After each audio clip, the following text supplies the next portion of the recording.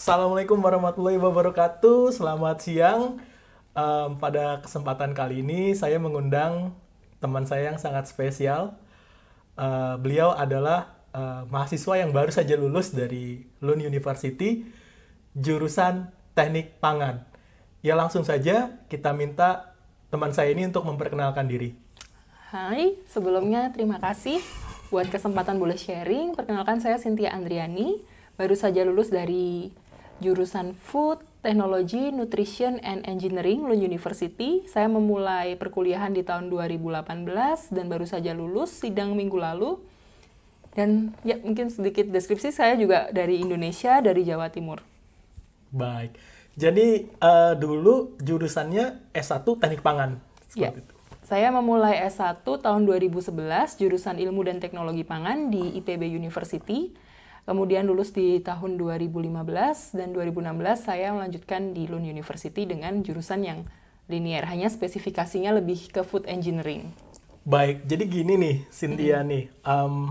Dulu waktu saya SMA, sebenarnya saya kurang dapat info nih. Maksudnya, walaupun saya anak Jakarta, tapi kalau teknik tuh saya taunya kayak teknik elektro, teknik mesin, informatika, seperti itu. Saya nggak tahu tuh kalau ada, teknik pangan, ada teknik biomedical engineering misalnya. Nah, bisa nggak Cynthia kasih gambaran sedikit nih, kalau teknik pangan tuh sebenarnya apa sih? Oke. Ini menarik ya, karena salah satu prinsip yang membuat saya akhirnya terjun di bidang ini adalah selagi manusia itu nggak bisa fotosintesis, maka anak teknik pangan tetap eksis. Benar, Nah, sekarang kita bayangkan saja nih, kita sebagai negara agriculture khususnya, begitu banyak komoditas, ada beras, ada umbi-umbian dan lain sebagainya. Tapi kalau kita tidak tahu bagaimana mengolah yang benar kan bukan hanya enak dimakan, tapi sehat enggak. Kemudian dari segi efisiensi untuk diproduksi kira-kira bagaimana? Kadang-kala kita juga berpikir bagaimana supaya makanan ini disimpan dan masih tetap layak konsumsi dan aman. Jadi oleh karena itu peran ilmu dan teknologi pangan itu sangat substansial. Bukan hanya untuk membuat makanan itu yang sangat enak untuk dikonsumsi, tapi juga aman. Dan dari segi industri juga kita melihat ini kalau diproduksi akan memberikan nilai tambah nggak, memberikan keuntungan nggak, efisien nggak, seperti itu kurang lebih.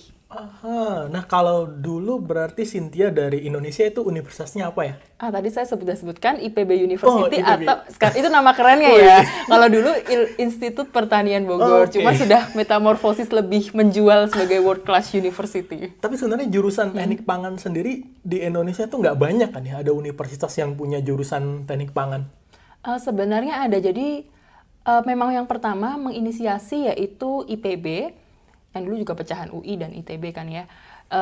Pendirinya adalah Profesor F.G. Winarno. Kemudian mulai banyak berkembang, bahkan ITB juga membuka jurusan teknik pangan sebagai cabang dari teknik kimia. Jadi memang ilmu teknologi pangan tuh bisa dibilang tuh semi kimia, tapi juga kita ada aspek biologinya karena kita mempelajari sel tumbuhan, kita mempelajari bahan-bahan makanan yang itu dari makhluk hidup ya. Terus juga ada aspek matematikanya juga nih, karena kan kita juga menghitung kalau misalnya dipanaskan berapa lama, itu kurang lebih gimana efeknya ke bahan makanan itu. Jadi sangat komprehensif untuk bidang sains atau eksak. Selain itu juga universitas swasta saat ini sudah banyak yang membuka jurusan pangan seperti UPH, Unpar, kemudian Ubaya, Bakri juga, I3L kalau nggak salah juga sudah ada. Jadi menurut saya sekarang sudah sangat banyak dan demanding, apalagi kan industri pangan dengan kondisi seperti ini sangat tetap produktivitasnya cukup tinggi gitu. Kalau dari topik-topik skripsi nih atau riset biasanya apa sih yang teman-teman dari teknik pangan, mahasiswa teknik pangan kerjakan gitu? Oke, jadi kalau di Indonesia saya coba reflect nih menjelaskan. Jadi skup ilmu teknologi pangan itu cukup luas. Tapi kalau di Indonesia waktu S1 di IPB dibagi menjadi 4 skup. Yang pertama mikrobiologi pangan. Jadi kita melihat kalau kalian pernah dengar yogurt, tempe, tahu, kemudian mungkin ada juga fermentasi bikin tape, itu kan butuh mikroba nih, butuh makhluk hidup. Nah, kita belajarnya di mikrobiologi pangan, termasuk kerusakan bahan pangan karena ada jamur di roti misalnya. Yang kedua, yaitu proses pangan. Untuk proses pangan ini melibatkan alat-alat mesin-mesin, misalnya untuk bikin kue dengan cetakan yang sangat seragam, dengan kapasitas produksi berapa, itu mainnya di proses pangan. Termasuk proses panas, pengalengan, ikan dikalengkan kan jadi lebih awet nih. Itu termasuk kajian teknik pangan juga Iya, teknik atau proses pangan.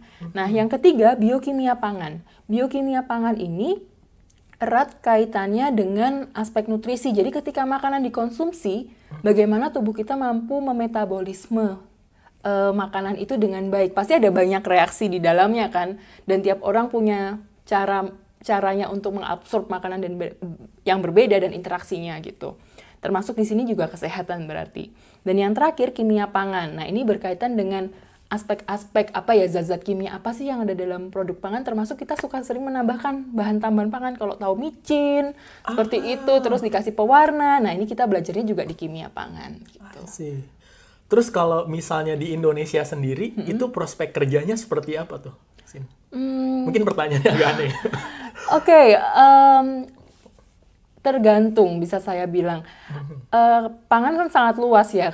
Kita bisa kerja sebagai bagian dari suatu perusahaan, di mana di Indonesia sudah sangat banyak, atau justru kalau mempunyai jiwa entrepreneur, sekarang sudah sangat banyak startup di bidang pangan. Bahkan UMKM cukup sangat maju. Jadi jangan termindset untuk selalu bekerja di perusahaan. Oke, kerja di perusahaan itu sangat bagus untuk membentuk sistem dan kita belajar cara kerja, tapi untuk prospek melihat aspek bisnis untuk memulai usaha sendiri, itu juga suatu yang menarik, karena ketika kita sudah tahu nih bahan pangan seperti apa, kemasan yang baik seperti apa, dan secara science basic kita tahu, kemudian kita bisa mendevelop bisnis yang lebih sustain otomatis gitu. Tapi itu semua masuk dalam kajian teknik pangan, artinya dari hulu, dari sampai hilir gitu, sampai kemasan juga.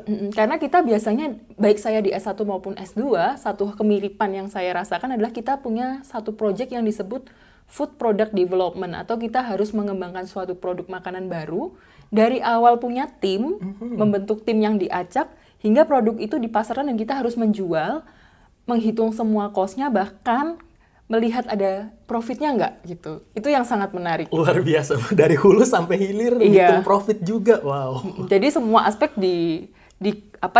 di-compile jadi satu kayak gitu.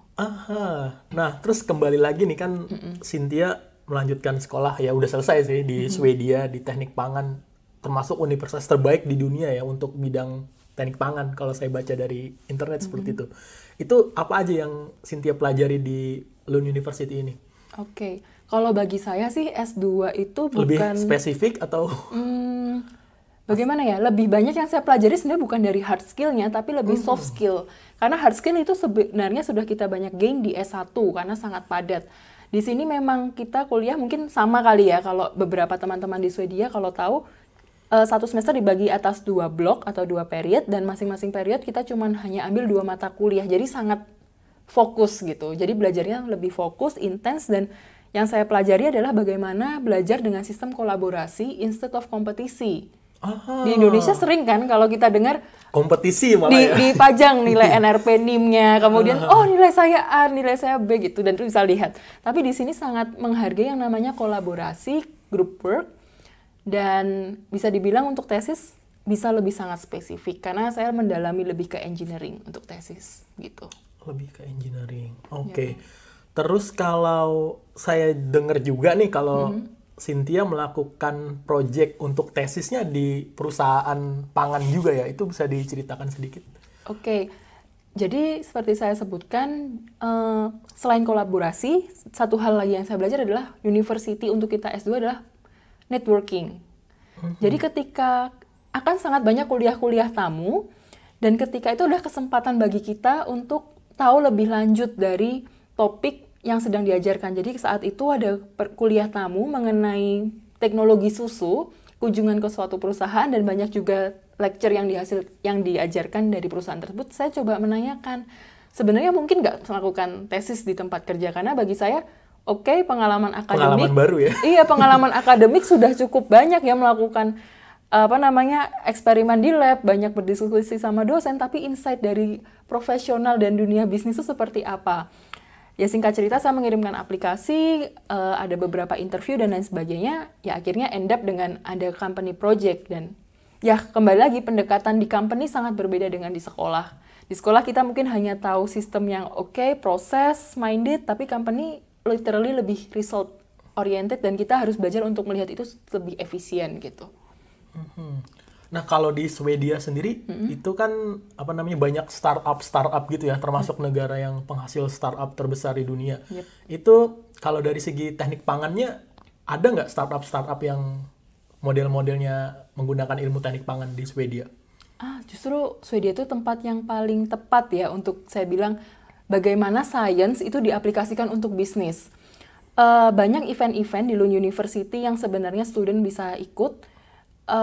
Jadi kayak misalnya nih, kalau pernah dengar Oatly yang membuat susu dari bahan nabati, itu kan juga dihasilkan dari tesis yang ada di Lund University tentang plant-based milk. Kemudian kalau pernah dengar tentang Proviva, jadi ada jus, minuman, tapi di dalamnya tuh ada mikroorganismenya yang bikin kita sehat, kayak yogurt lah seperti itu.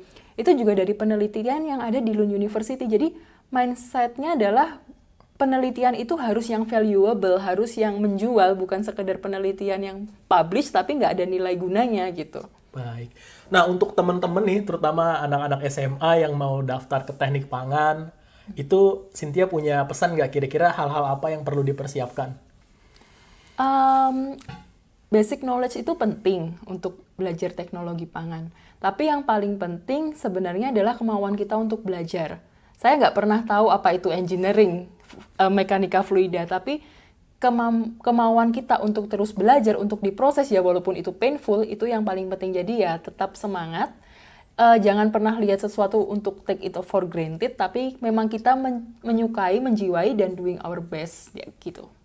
Baik, luar biasa sekali. Ya, mungkin sampai di sini dulu video kita kali ini. Kurang lebihnya mohon dimaafkan, dan kalau ada yang mau ditanyakan silakan ditulis di kolom komentar. Ya, sampai jumpa. Bye-bye.